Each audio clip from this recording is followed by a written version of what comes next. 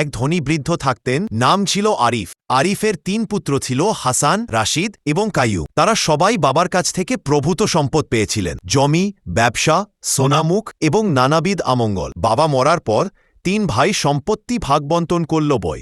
জমি আর বাড়ি তাদের মধ্যে ছড়িয়ে গেল। হাসান সবচেয়ে বড়, রাশিদ মাঝখানে, কাইয়ুম ছিল ছোট। প্রথম বছর হাসান তার ভাগের বেশিরভাগ সম্পদ সংরক্ষণ করল।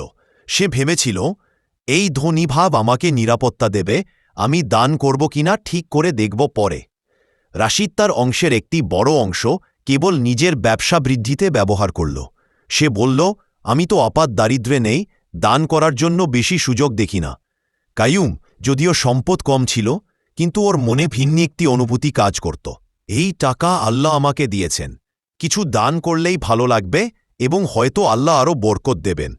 কাইয়ুম সামান্য দান করত, দরিদ্র মানুষের জন্য, মাদ্রাসার জন্য, যাদের সাহায্য দরকার তাদের জন্য। সে গোপনে দান করত, বড় শান শওকত দেখানোর জন্য নয়, শুধুমাত্র আল্লাহর